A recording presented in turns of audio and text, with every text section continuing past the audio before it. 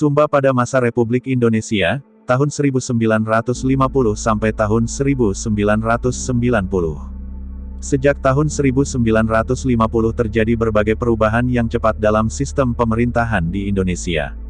Hal ini mempunyai dampak terhadap sistem pemerintahan di Sumba. Dalam pembagian provinsi di Indonesia, Sumba dimasukkan ke dalam wilayah Provinsi Sunda Kecil. Pada tahun 1958 Provinsi Nusa Tenggara dipecah menjadi 3 provinsi, yaitu Bali, Nusa Tenggara Barat dan Nusa Tenggara Timur. Pulau Sumba dimasukkan ke dalam wilayah Provinsi Nusa Tenggara Timur. Pulau Sumba dibagi atas 2 wilayah kabupaten dengan ibu kotanya Waikabubak. Setiap kabupaten terdiri dari beberapa suap raja yang dipimpin oleh seorang raja. Pada tahun 1962 dibentuk kecamatan-kecamatan. Beberapa wilayah suap raja digabungkan menjadi satu wilayah kecamatan. Setiap kecamatan dipimpin oleh seorang camat. Semula pada umumnya seorang camat adalah raja dari salah satu suap raja yang diangkat oleh pemerintah. Sekarang pejabat pemerintah tidak lagi harus seorang bangsawan, melainkan berdasarkan tingkat pendidikannya. Sekalipun demikian, pada tingkat desa pada umumnya kepala desa adalah seorang keturunan bangsawan. Sekarang Sumba terdiri dari 2 kabupaten, 2 koordinator pemerintahan kota dan 234 desa.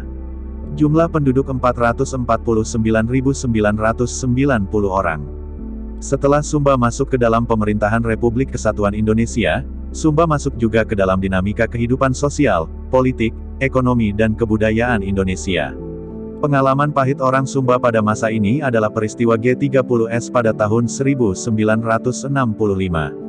Bukan hanya orang Marapu yang menjadi anggota Partai Komunis Indonesia dan organisasi masanya, tetapi juga terdapat sejumlah orang Kristen di dalamnya, dan ada di antara mereka yang dibunuh. Pembangunan jangka panjang tahap 1 di Sumba banyak mendatangkan perubahan dan kemajuan. Pembangunan dalam berbagai bidang dilaksanakan di pulau ini.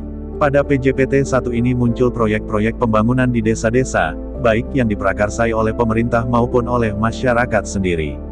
Proyek-proyek tersebut, antara lain, pembangunan SD Impres, puskesmas, penghijauan, pembangunan dalam bidang pertanian dan peternakan, serta pembangunan jalan-jalan desa. Prasarana pengadaan air untuk persawahan, air minum, kelistrikan, resettlement pemukiman kembali penduduk ke daerah-daerah dataran subur yang dapat dijangkau oleh sarana komunikasi.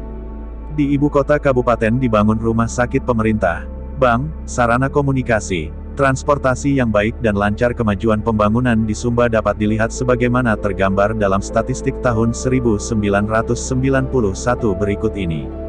Dalam bidang kesehatan dan medis, rumah sakit 5 buah, puskesmas pembantu 88, puskesmas keliling 24 buah, posyandu 616 buah dan klinik KB 36 buah. Tenaga medis 17 dokter, 128 perawat dan 26 bidan. Bidang sarana dan prasarana komunikasi, jalan raya sepanjang 2.317 km, beraspal 657 km, pelabuhan laut 2 buah, pelabuhan udara 2 buah, stasiun telepon otomat 2 buah, stasiun relay TV 2 buah, kendaraan bermotor 834 buah. Pertumbuhan ekonomi 6,50% serta pendapatan per kapita Rp350.260. Dalam bidang pemerintahan terjadi berbagai perubahan yang sangat mendasar.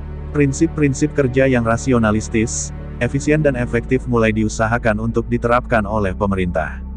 Oleh karena itu, dalam menetapkan pemegang jabatan dalam pemerintahan, baik pada tingkat desa, kecamatan maupun kabupaten, asal-usul dari golongan bangsawan tidak lagi dijadikan sebagai pertimbangan yang utama. Sekalipun demikian pengaruh golongan bangsawan atau raja masih sangat besar dan menentukan, terutama di daerah pedesaan.